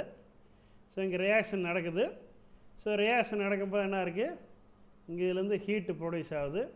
ஸோ ஹீட்டு ப்ரொடியூஸ் ஆகும்போது பார்த்திங்கன்னா இந்த இடத்துல பாருங்கள் டர்பைன் சுற்றுது. ஸோ டர்பைனுங்கிறது டைனமோ, நம்ம சைக்கிளில் டைனமோ பார்த்துருப்போம். ஸோ ஃபாரடேஸ் லா பிரகாரம் ஒர்க் ஆகுது. ஸோ அந்த டர்பைன் சுற்ற இங்கே ஜென்ரேட்டர் சுற்றுது. ஸோ ஜென்ரேட்டரில் டைனமோ மூவ் ஆகாமோ நமக்கு பவர் கிடைக்குது. ஸோ அங்கேருந்து நம்ம வீட்டுக்கு பவர் வருது. ஸோ இந்த மாதிரி தான் நியூக்ளியர் பவர் வந்து எலக்ட்ரிக் எனர்ஜியாக நாம் கன்வெர்ட் பண்ணுறோம். ஸோ இந்த அட்டாமிக் பிசிக்ஸ்லேருந்து என்ன இருக்குன்னா, ஸோ நானோ டெக்னாலஜி. ஸோ நிறைய பேர் கேள்விப்பட்டிருப்பீங்க நானோ டெக்னாலஜிங்கிறது. ஸோ நானோ டெக்னாலஜிங்கிறது இப்போ சயின்ஸ் அண்ட் டெக்னாலஜியில் ஒரு எமர்ஜென்டிக் ஏரியா. ஸோ ரொம்ப வரக்கூடிய வேகமாக வளரக்கூடிய ஏரியா. ஸோ இது பார்த்தோம்னா ஸோ நிறைய இன்னோவேஷன்லாம் இதில் கண்டுபிடிக்கிறாங்க. ஸோ இதுக்குன்னா மெட்டீரியல் அண்ட் டிவைஸ். ஸோ இதெல்லாம் என்ன பண்ணால் அட்டாமிக் லெவலில் போய் இதை சேஞ்ச் பண்ணுறது. ஸோ அட்டாமிக் லெவலில் சேஞ்ச் பண்ணுறோன்னா இப்போ நமக்கு என்னென்னா, இப்போ நம்ம கார் இருக்குது. ஸோ காரில் முன்னாடி கண்ணாடி இருக்குது. ஸோ போய் காரை எங்கேயாவது போய் அடித்தா கண்ணாடி உடஞ்சி போயிடுது. அப்போ நாம் என்ன கேட்போம், போய் எங்கே அடித்தாலும் கண்ணாடி உடையக்கூடாது, இந்த மாதிரி கண்ணாடி ஸ்ட்ராங்காக இருக்கணும் அப்படின்னு கேட்டோம். இப்போ ஸ்ட்ராங்காக இருக்கணும்னா இரும்பில் தான் போடணும். ஸோ இரும்பில் போட்டால் முன்னாடி யார் போகிறாங்கன்னு பார்க்க முடியாது. ஸோ அப்போ கண்ணாடி வந்து டிரான்ஸ்பரண்ட்டாக இருக்கணும். இங்கே பார்த்தா அந்த என்ன இருக்குன்னு தெரியணும். போய் எங்கேயாவது இடித்தாலும் கண்ணாடி உடையக்கூடாது, ஸ்ட்ராங்காக இருக்கணும். ஸோ அந்த மாதிரி கண்ணாடியை மாற்றினா என்ன பண்ணோம், ஸோ நானோ டெக்னாலஜி நானோ லெவலில். ஸோ அந்த கண்ணாடியோட மெட்டீரியலு நானோ லெவலில் போய் அந்த ஆட்டத்தை சேஞ்ச் பண்ணோம்னா அந்த கண்ணாடி உடையாத மாதிரி ஸ்ட்ராங்காக பண்ணலாம். ஸோ அப்படின்னு நானோ டெக்னாலஜியில் நிறைய கண்டுபிடிச்சிருப்போம். அந்த மாதிரிலாம் நிறையா மாற்றுறாங்க. ஸோ இப்போ நம்ம கறி கட்டுறதுக்கு, ஸோ கறி தான் ரொம்ப நாளுக்கு அப்புறம் என்ன இருக்குது, வைரமாக மாறுது. நம்ம வீட்டில் அடுப்பு எரிக்கும் போது கறி வருது, நிலக்கரி. ஸோ அந்த கறி தான் என்ன இருக்குது, கார்பன். ஸோ அந்த கார்பன் தான் என்ன பண்ணுது, வைரமாக மாறுது. ஸோ வைரக்கல்னு சொல்கிறோம். வைரக்கல்லுங்கிறது ஒன்றும் கிடையாது, அது ஒரு காலத்தில் கார்பனாக இருந்த கறி தான் திரும்ப வைரமாக மாறுது. ஸோ இப்போ அந்த கறி என்ன பண்ணோம், வீட்டில் உள்ள கறியை எடுத்து கையில் அழுத்தினோம்னா நல்லா நசுக்கி பவுடர் ஆகிடும். ஸோ அதே கறி வைரமாக மாறினதுக்கப்புறம் அதை உடைக்கிறது ரொம்ப கஷ்டம், இரும்பு மாதிரி ஸ்ட்ராங் ஆகிடும். ஸோ அப்போ அந்த மாதிரி அதில் என்ன இருக்குது, அந்த ஆட்டம் லெவலில் போய் சேஞ்ச் ஆனதுனால அது வந்து ரொம்ப ஸ்ட்ராங்காக இருக்குது. ஸோ இந்த மாதிரி மெட்டீரியலாக மாற்றணும். அதெல்லாம் இப்போ நானோ டெக்னாலஜியில் பண்ணிகிட்ருக்காங்க. இப்போ கார்பன் நானோ டியூப்லாம் இருக்குது. ஸோ இப்போ கார்பன் நானோ டியூப்லாம் ரொம்ப ஸ்ட்ராங்காக இருக்கும், ரொம்ப ஹெவியாக இருக்கும், அவ்வளோ உடைக்க முடியாது. ஸோ அதே கரியாக இருக்கும்போது அப்படியே கையில் அழுத்தினாவே பவுடராக போயிடும். ஸோ இதே கார்பன் நானோ டியூப்பை நீங்கள் எது சுற்றி வச்சு அடித்தா கூட உடைக்க முடியாது. ஸோ அந்த அளவுக்கு இருக்கும். ஸோ நானோ மீட்டருங்கிறது என்ன, 1 பில்லியன் ஆஃப் மீட்டர். ஸோ இப்போ இதை கற்பனை பண்ணுறதுக்கு என்ன பண்ணுவோம்னா, நம்ம தலைமுடி இப்படி லென்த்தாக எடுத்துக்கிறோன்னு வச்சுங்க, ஒரு முடி. ஸோ அந்த முடியினுடைய டயாமீட்டர். ஸோ டயாமீட்டர்னால் இப்படி இருந்தது, இதுதான் டயாமீட்டர். ஸோ மேலே கீழேயும் இப்படி லென்த்தாக மெஷர் பண்ணக்கூடாது. என்னோடய திக்னஸ், முடியோட திக்னஸ் தான் டயாமீட்டர்னு சொல்கிறோம். இந்த டயாமீட்டரை ஒரு பிளேட் எடுத்து டயாமீட்டர் ஓட்டணும். இப்போ டயாமீட்டர்னால் அவ்வளோ இந்த ஒரு புள்ளி தான் வரும். ஸோ புள்ளி மாதிரி ஒரு மூடி எடுத்துக்கிட்டு அதை ஒரு 1,00,000 துண்டாக வெட்டினோம்னா அந்த 1,00,000 துண்டில் ஒரு துகள் தான் என்னது, நானோ மீட்டர் சைஸு. ஸோ அந்த அளவுக்கு ரொம்ப ரொம்ப சின்னது. ஹியூமன் ஏர் எடுக்கிறோம், அதை வந்து ஸோ 80,000லேருந்து 1,00,000 இதாக வெட்டுறோம். இவ்வளோ இது வெட்டினோம்னா அதில் வரக்கூடிய ஒரு பார்ட்ஸ் தான் நானோ மீட்டர். ஸோ அது நம்ம கண்ணுக்கே தெரியாது. ஸோ முடியை ஒரு சின்ன தூள் மாதிரி எடுத்தோம்னா அதுவே நம்ம கண்ணு தெரியாது. ஸோ அதை 1,00,000 துண்டாக வெட்டணும்னா அப்படி வெட்டவே முடியாது. ஸோ 2ஆக வெட்டுறோம், 3ஆக வெட்டுறோம், அதுக்கப்புறம் எங்கே இருக்குன்னே தெரியாது. ஸோ 1,00,000 துண்டாக சின்னதாக வெட்டி எடுத்தோம்னா அதில் வரக்கூடிய ஒரு துகள் தான் நானோ மீட்டர். ஸோ அந்த நானோங்கிற சைஸை நம்ம வெறுங்கண்ணில் பார்க்க முடியாது. ஸோ அதை பார்க்குறதுக்கு என்ன பண்ணோம், அது வந்து மைக்ரோஸ்கோப் வழியாக தான் பார்க்க முடியும். எலக்ட்ரான் மைக்ரோஸ்கோப்பும் ட்ராவல் எலக்ட்ரான் மைக்ரோஸ்கோப்பும் இருக்குது.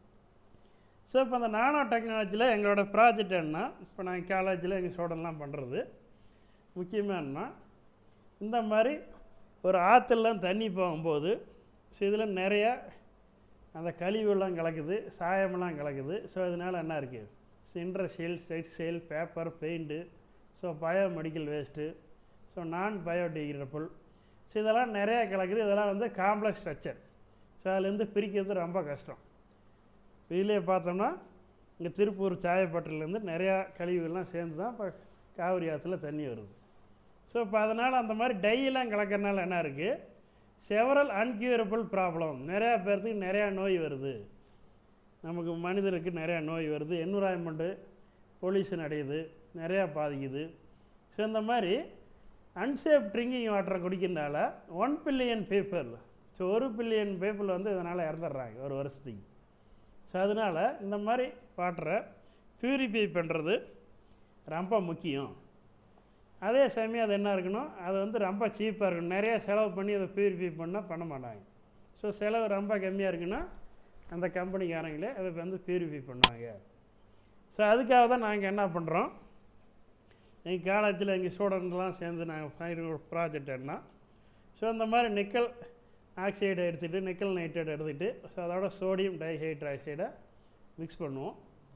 ஸோ மிக்ஸ் பண்ணி ஸோ இந்த மாதிரி அதோட ப்ரௌன் ஆல்கே எக்ஸ்ட்ராக்ட், ஸோ இதோட ஒரு பிளானட்டோட எக்ஸ்ட்ராக்டை சேர்ப்போம். ஸோ அதை சேர்த்து ஸோ அதுலேருந்து என்னென்னா ஸோ நிக்கல் ஆக்சைடு நானோ பார்ட்டிகள் நாங்கள் ப்ரிப்பேர் பண்ணுறோம். இந்த மாதிரி நானோ பார்ட்டிகளை ப்ரிப்பேர் பண்ணி ஸோ அந்த நானோ பார்ட்டிகளோட கேரக்டர்ஸ் இருக்கும். ஸோ இதெல்லாம் ஒரு ஆட்டம். ஸோ நான் ஏற்கனவே சொன்ன ஆட்டத்தை வெறுங்கனில் பார்க்க முடியாது. So field emission scanning electron மைக்ரோஸ்கோப்னு இருக்குது. ஸோ அதில் தான் என்ன பண்ணுறோம், இந்த நானோ பார்ட்டிகளை என்ன சைஸில் இருக்குது, ஸோ இது ஒவ்வொரு ரவுண்டாக இருக்குது, இது ஒவ்வொன்றும் ஒரு ஆட்டத்தை குறிக்குது. ஸோ அந்த ஆட்டம் லெவலில் அந்த ஆட்டத்தோட சைஸு போய் இதில் பார்க்குறோம். ஸோ எவ்வளோ சைஸ் இருக்குதுன்னு இது ஒவ்வொன்றும் இங்கே மென்ஷன் பண்ணிடுறாங்க. ஸோ இந்த ஆட்டம் இருக்குதுன்னு கன்ஃபார்ம் பண்ணிக்கிறேன் இதில். ஸோ அதுக்கப்புறம் என்ன பண்ணுறோம், இந்த நானோ பார்ட்டியில் ஸோ இந்த மெத்திலின் புழுங்கிறது டை, ஸோ நம்ம சட்டை நம்ம ட்ரெஸ்ஸுக்கு போடக்கூடிய டை. ஸோ அந்த டையோடு நாங்கள் ப்ரிப்பேர் பண்ண அந்த நானோ பார்ட்டியில் இதுக்குள்ளே போட்டு ஸோ அந்த வெயிலில் வச்சோம்னா ஸோ ஒரு அரை மணி நேரத்துக்கு என்ன ஆகுது, ஸோ டார்க்குங்கிறது ஸ்டார்ட் பண்ணுறது. ஸோ ஒரு அரை மணி நேரம் ஆக இந்த சாயம் கொஞ்சம் கொஞ்சமாக போய் சாயமே முழுசாக ரிமூவ் ஆயிடுது. ஸோ 150 நிமிஷத்துக்குள்ளே இதுலேருந்து சாயத்தை ரிமூவ் பண்ண முடியும்னு ஸோ நாங்கள் இந்த எக்ஸ்பெரிமெண்ட்டாக செஞ்சு இதில் ப்ரூவ் பண்ணியிருக்கோம். ஸோ எவ்வளோ சாயம் ரிமூவ் ஆகுங்கிறது இது வெவ்வேறு டை.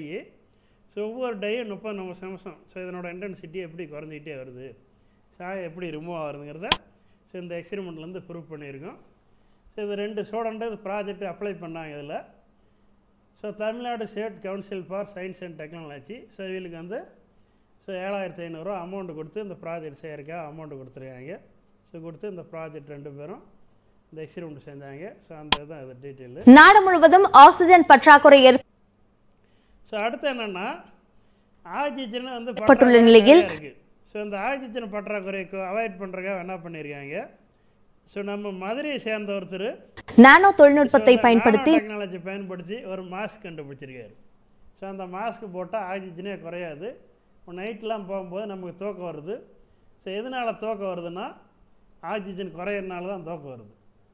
ஸோ அப்போ அந்த மாஸ்க்கெலாம் போட்டு டிரைவர் வண்டி ஓட்டினா கூட அந்த தூக்கம் வராது, ஆக்சிஜன் இதுவே ப்ரொடியூஸ் பண்ணோம். அந்த நானோ பார்ட்டிகள் வச்சு ஒரு கண்டுபிடிச்சிருக்காரு. இது ஒரு one of the application. So என்ன எப்படி கண்டுபிடிச்சாரு, நவீன ஆக்சிஜன் முகக்கவசத்தை மதுரை காமராஜர் பல்கலைக்கழக பேராசிரியர் கண்டுபிடித்துள்ளார். அரசு மற்றும் தனியார் மருத்துவமனைகளில் ஆக்சிஜன் தட்டுப்பாட்டால் உயிரிழக்கும் கொரோனா நோயாளிகளின் எண்ணிக்கை நாளுக்கு நாள் அதிகரித்து வருகிறது. இந்த சூழலில் நானோ தொழில்நுட்பத்துடன் கூடிய ஆக்சிஜன் முகக்கவசத்தை பேராசிரியர் ஆரோக்கியதாஸ் கண்டுபிடித்துள்ளார். வளிமண்டலத்தில் உள்ள ஆக்சிஜனை நானோ மெட்டீரியல் மின்காந்தவியல் மூலம் தனியாக பிரித்தெடுத்து சுவாச கருவியினுள் செலுத்தும் வகையில் ஆக்சிஜன் கருவியை வடிவமைத்துள்ளார். உயிர் பாதுகாப்பு முகக்கவசமும் சென்சார் பொருத்தப்பட்ட பெரிய வகை ஆக்சிஜன் முகக்கவசங்களையும் கண்டுபிடித்துள்ளார். உயிர் பாதுகாப்பு முகக்கவசங்களை நோயாளிகள் எந்நேரமும் அணிந்து கொள்ளும் வகையில் வடிவமைக்கப்பட்டுள்ளது. வீடுகளிலோ அல்லது கொரோனா மையங்களிலோ சிகிச்சை பெறும் கொரோனா நோயாளிகளுக்கு திடீரென மூச்சுத்திணறல் ஏற்படும் பட்சத்தில் உடனடியாக இந்த உயிர் பாதுகாப்பு முகக்கவசத்தை அணிவதன் மூலம் மருத்துவமனை செல்லும் வரை அவர்களது உயிர் பாதுகாக்கப்படும். இதுல வந்து சென்சார் எதுவும் வைக்காம இருக்கும். ஏன்னா இது வந்து சென்சார் வைக்காம இருக்கணும்னா எல்லா லேமேன் யூஸ் பண்ணணும் அப்படின்றதுக்காக வந்து பண்ணியிருக்கோம். இது வந்து லைஃப் சேவிங் மாஸ்க். இந்த மாஸ்க் வந்து ஈவன் ஏதோ எனி எமர்ஜென்சி நம்ம வீட்டில் இருக்கும்போது எமர்ஜென்சினா நீங்கள் ஆம்புலன்ஸ்க்கு ஃபோன் பண்ணி டாக்டர்ஸ் வரங்குள்ளேயும் அந்த 15 மினிட்ஸில் வந்து உங்களுக்கு எப்படி ரீச் ஆகும் 15 மினிட்ஸ் ஆகும். அந்த ரீச் ஆகுங்களையும் இந்த மாஸ்க் எடுத்து போட்டுட்டுன்னா உங்களுக்கு வந்து ஆக்சிஜன் ஃபுல்லாக ப்ரொடக்ஷன் கொடுக்கும். ஸோ அதுக்காக லைஃப் சேவிங் மாஸ்க்கு. மலிவான நானோ மெட்டீரியலால் தயாரிக்கப்பட்ட இந்த ஆக்சிஜன் முகக்கவசம் நோயாளிகளுக்கு தகுந்த மாதிரி தனக்குத்தானே மாற்றி அவர்களுடைய சுவாசம் நுரையீரல் பாதிக்காமல் சுவாச தன்மைக்கேற்ப செயல்படுகிறது. ஆக்சிஜன் முகக்கவசம் மூலம் தூய்மையான காற்று கிடைக்கும் என்றும் வளிமண்டலத்தில் உள்ள 20.9% ஆக்சிஜனை 33% ஆக்சிஜனாக மாற்றித் தரும் என்றும் குறிப்பிட்டார். ப்ரெஷர் சென்சார் வச்சிருக்கோம், ஹியூமிடிட்டி சென்சார் வச்சிருக்கோம். ஸோ இதெல்லாம் எதுக்காகனா ப்ரெஷர் கார்பன் டை ஆக்சைடு இல்லை நம்மளுடைய பிரித் அவுட் வர வழியே நம்ம மூச்சு காற்று வெளியில் வரும்போது எவ்வளோ வந்து கார்பன் டை ஆக்சைடு வருதோ அதுக்கேற்ற மாதிரி ரெகுலேட் பண்ணி கொடுக்குறதுக்காக அந்த கார்பன் டை ஆக்சைடு வச்சிருக்கோம். ப்ரெஷர் எவ்வளோ தேவைன்றதை சென்ஸ் பண்ணி ப்ரெஷரை மாடிஃபை பண்ணுறதுக்காக ப்ரெஷர் சென்சார் வச்சிருக்கோம். அதே மாதிரி நம்ம வந்து மூச்சு வெளியில் விடும்போது பேசும்போது எல்லாமே வந்து அந்த ஹியூமிடிட்டி வந்து வேரி ஆகும். ஸோ அந்த ஹியூமிடிட்டியை வந்து கண்ட்ரோல் பண்ணுறதுக்காக ஹியூமிடிட்டி சென்சாரையும் வச்சு உங்களுக்கு இது ஃபுல் கான்ஃபிகரேஷனில் டிசைன் பண்ணியிருக்கோம். 100 கிராமுக்கு குறைவான எடையை கொண்ட இந்த ஆக்சிஜன் முகக்கவசம் பேட்டரி மூலம் இயங்கக்கூடியது. ரீசார்ஜ் வசதியும் உள்ளது. வீட்டில் அணியும் சிறிய வகை ஆக்சிஜன் உற்பத்தி செய்யும் மாஸ்கை தயாரிக்க 250 ரூபாயும், பெரிய வகை சென்சார் முகக்கவசங்களுக்கு 5000 ரூபாய் வரையும் உற்பத்தி செலவாகலாம் என்று பேராசிரியர் தெரிவித்தார். மேலும் ஆக்சிஜன் பற்றாக்குறை மிகுந்த இந்த காலகட்டத்தில் ஆக்சிஜன் முகக்கவசங்களுக்கு அரசு உடனடியாக அங்கீகாரம் வழங்க வேண்டும் என்றும் கேட்டுக் கொண்டுள்ளார். இடைவேளைக்கு பிறகு செய்திகளை தொடர்ந்து பார்க்கலாம். அதிக நச்சுத்தன்மை ஆக்சிஜனை வச்சு எப்படி ஆக்சிஜன் மாஸ்க்கு நம்ம மதுரையை சேர்ந்த காமராசர் யூனிவர்சிட்டி சேர்ந்தவர் தான் கண்டுபிடிச்சிருக்காரு. ஸோ இதே மாதிரி கோயம்புத்தூரில் ஒரு ஸ்டூடெண்ட்டை பார்த்தோம்னா நானோ மொட்டுக்கள்ங்கிறத நானோ டெக்னாலஜியில் ஒரு ரிசர்ச் பண்ணியிருக்காங்க. அதிக நச்சுத்தன்மை கொண்ட நிறமற்ற பாஸ்டீன் வாயுக்களை எளிதில் கண்டறியும் நானோ மொட்டுக்களை கோவை வடமலைப்பாளையம் ராமகிருஷ்ணா கல்லூரி மாணவி பவித்ரா கண்டுபிடித்து சாதனை படைத்துள்ளார். அறிவியல் உலகில் இது முதல் உலக சாதனை என்பதால் ஆராய்ச்சி மாணவி பவித்ராவுக்கு பாராட்டுகளும் வாழ்த்துக்களும் குவிந்துள்ளன. 2 இயர்ஸா பண்ண ரிசர்ச்ல வந்து ஒரு பாஸ்டின் கேஸ் வந்து சென்ஸ் பண்ணக்கூடிய ஒரு சென்சரை வந்து தயார் பண்ணியிருக்கோம். ஸோ கிராஃபீன் குவாண்டம் டாட் அப்படிங்கிறத எங்களோட பேஸ் மெட்டீரியல் அப்படின்னு எடுத்துட்டு கிராஃபீன் குவாண்டம் டாட் மெட்டீரியல்ஸ் வந்து எப்படி வேணாலும் நிறைய மெத்தட்ல சிந்தசிஸ் பண்ணலாம். ஆல்ரெடி நிறைய லிட்ரேச்சர் ரிப்போர்ட்ஸ் இருக்கு. பட் எங்களுக்கு வந்து ரொம்ப சிம்பிளா ஈஸியா டைம் எஃபெக்டிவா சிந்தசிஸ் பண்ணணும் அப்படிங்கிறதுக்காக நாங்க வந்து பிளான் பண்ணி லிட்ரேச்சர்ஸ் அதெல்லாம் எடுத்து பார்த்துட்டு நாங்களா ஒரு ஓன் மெத்தட்ல வந்து ட்ரை பண்ணணும் அப்படின்னு சொல்லி ட்ரை பண்ணோம். ஸோ எதுக்கு இந்த மாதிரி ரிசர்ச்லாம் உங்களுக்கு சொல்கிறேன்னா நீங்களும் இந்த மாதிரி ஆராய்ச்சி பண்ணி நீங்களும் பெரிய சயின்டிஸ்டாலாம் வரலாம். அதுக்காக தான் இந்த 2 வீடியோ போட்டிருந்தோம். அடுத்து இன்னொரு இது என்னென்னா வாட்டர் ரிஃப்ளெக்ஷன் ப்ராப்பர்ட்டி. இதை வச்சு இப்போ பெயிண்ட்லாம் வந்துருச்சு.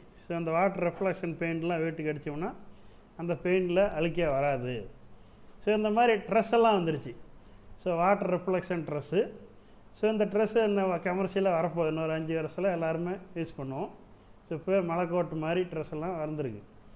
இந்த ட்ரெஸ்ஸை யூஸ் பண்ணிட்டீங்கன்னா இந்த ட்ரெஸ்ஸு வந்து இதில் தண்ணியிலே நிலையாது.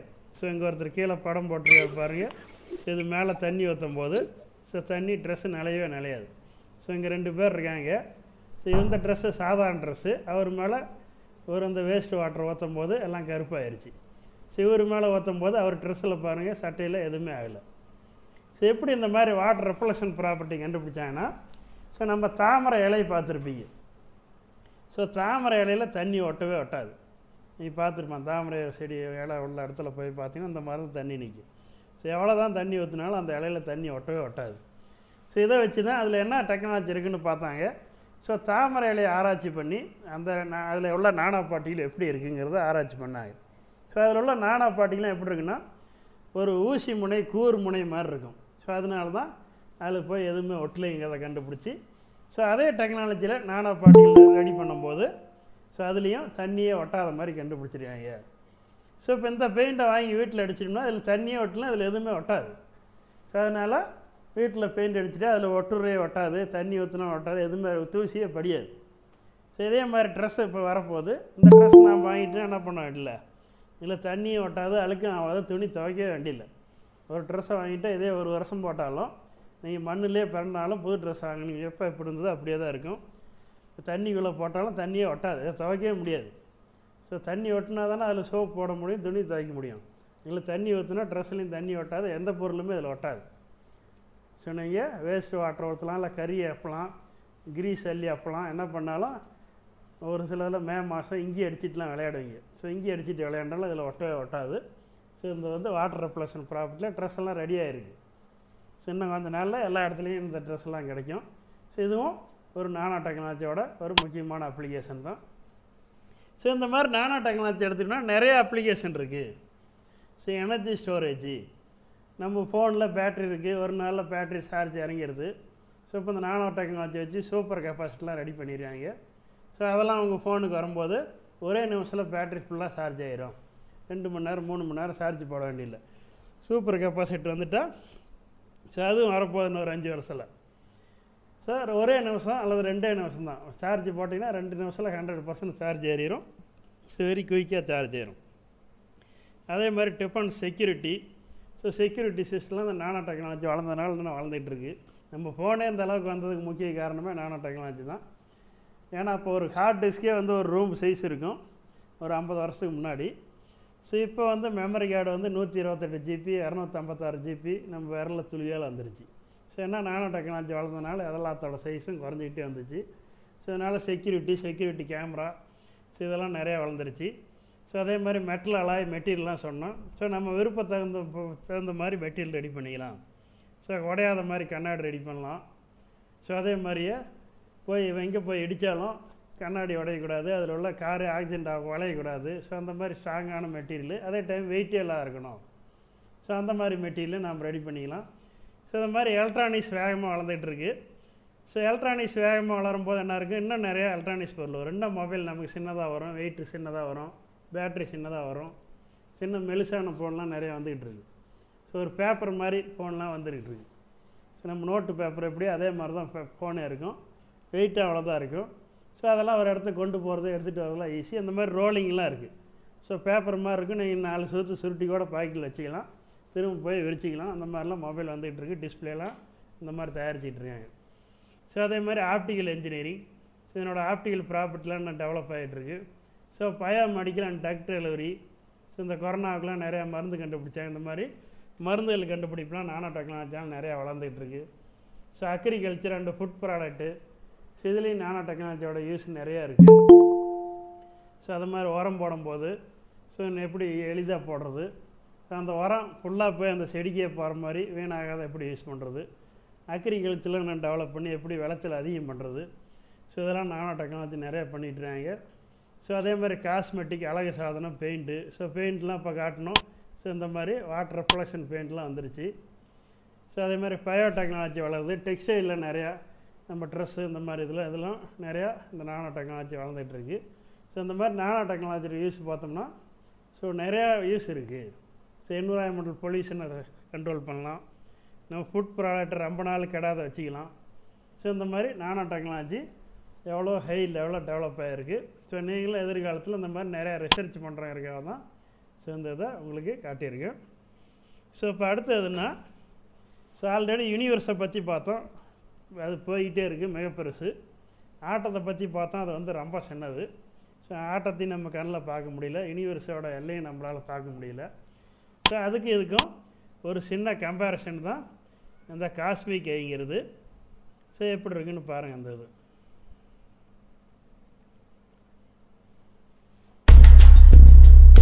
So 10 centimetre. ஸோ அதை என்ன பண்ணுறோம், இன்னும் ஜூம் பண்ணால் பெருசாகிட்டே போகிறோம். 100 மீட்டர் ஜூம் பண்ணுறோம், இன்னும் ஜூம் பண்ணிகிட்டே போகிறோம். அடுத்து நம்ம பில்டிங்லாம் தெரியுது, இன்னும் ஜூம் பண்ணுறோம், ஒரு ஊர் தெரியுது, இன்னும் ஜூம் பண்ணிகிட்டே போகிறோம், ஒரு நாடு தெரியுது. அடுத்து ஜூம் பண்ணால் பூமியை தெரியுது, இன்னும் ஜூம் பண்ணுறோம், தெரியுது, இன்னும் ஜூம் பண்ணி பார்க்குறோம்,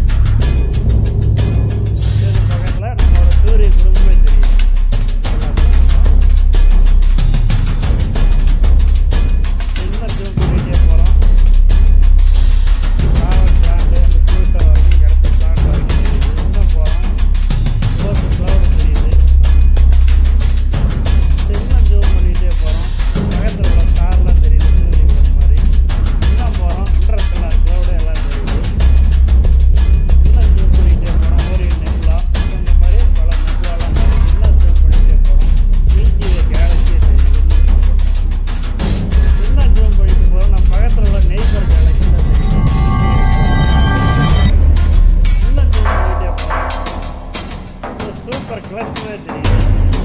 அந்த மாதிரி ஜூம் பண்ணால் முடிஞ்சிக்கிட்டே இருக்குது, போயிட்டே இருக்குது. மறுபடியும் இப்போ ஜூமை குறைச்சிக்கிட்டே வரும். இப்போ கேலக்ஸி பார்க்குறோம், மில்கி வே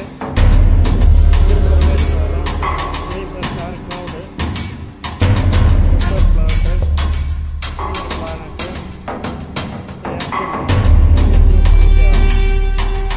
ஜூம் இப்போ குறைச்சிக்கிட்டே வரும். ஊர் தெரியுது, ஊரில் உள்ள ஒரு ஆள் தெரியுது. இதில் நம்ம கண்ணு தெரியுது. இப்போ அதெல்லாம் ஜூம் பண்ணுறோம், கண்ணை என்ன அதிகம் பண்ணுறோம். அதில் போனால் ரெட்டினா தெரியுது. சின்ன போனோம்னா அதில் உள்ள பிளட் வெசல், அதாவது ரத்த குழாயெல்லாம் தெரியுது. அதில் போனால் ஒயிட் பிளட் தெரியுது. அதில் என்ன ஜூம் பண்ணுறோம், குரோமோசோம் தெரியுது. அதில் என்ன ஜூம் பண்ணுறோம், டிஎன்ஏ ஆர்என்ஏ எல்லாம் தெரியுது.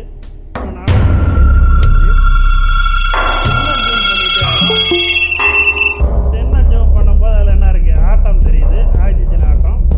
அதில் என்ன ஜூம் பண்ணிகிட்டே இருந்தால் இப்போ எலக்ட்ரான் தெரியுது. என்ன ஜூம் பண்ணிகிட்டே வரோம். அதுக்கப்புறம் போனால் இன்னும் நியூக்ளியர் தெரியுது. நியூக்ளியரில் வந்துட்டு என்ன ஜூம் பண்ணிகிட்டே போகிறோம், ப்ரோட்டான் நியூட்ரான். இன்னும் ஜூம் பண்ணால் குவார்ட்ஸ் பார்ட்டிகல் தெரியுது.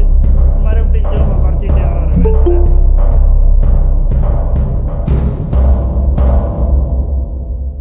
ஸோ திரும்ப குறைச்சிக்கிட்டே வந்தோம்னா ஸோ நம்ம கண்ணு திரும்ப வந்துடுது.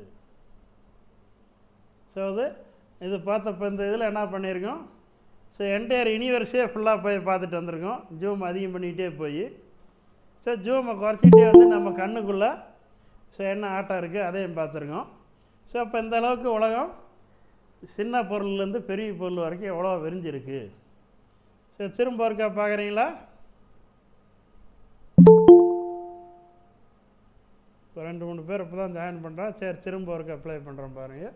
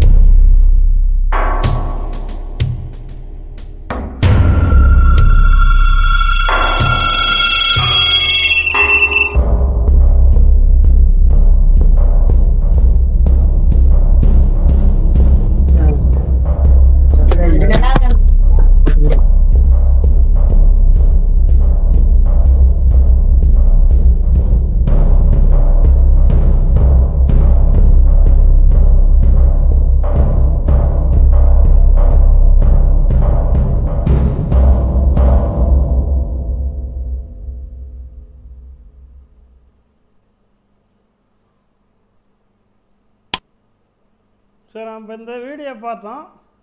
ஸோ இப்போ இதெல்லாம் எப்படி பார்க்குறது? ஸோ நம்ம வானத்தில் பார்த்தோம்னா ஸோ நிலா தெரியுது, ஸோ ஜூபிட்டர் தெரியுது, ஸோ ஒரு சில ஸ்டார்லாம் பார்க்க முடியுது. ஸோ இந்த மாதிரி மில்கி வே கேலக்ஸி, ஸோ செல்லார் மீடியம் க்ளவுடு இதெல்லாம் எப்படி பார்க்கணுன்னா, ஸோ பெரிய பொருளை பார்க்குறதுக்கு நம்ம டெலஸ்கோப் யூஸ் பண்ணுறோம். ஸோ பெரிய பெரிய டெலஸ்கோப் யூஸ் பண்ணி பார்க்கும்போது மில்கி வே கேலக்சிலேருந்து அதுக்கு அப்பால் என்னென்ன இருக்கோ ஸோ அதெல்லாம் டெலஸ்கோப் வழியாக பார்க்குறோம். ஸோ அதே மாதிரி நம்ம கை கண்ணெல்லாம் பார்க்குறோம், விரல் தெரியுது, உள்ள நரம்பெல்லாம் பார்த்தா தெரியுது.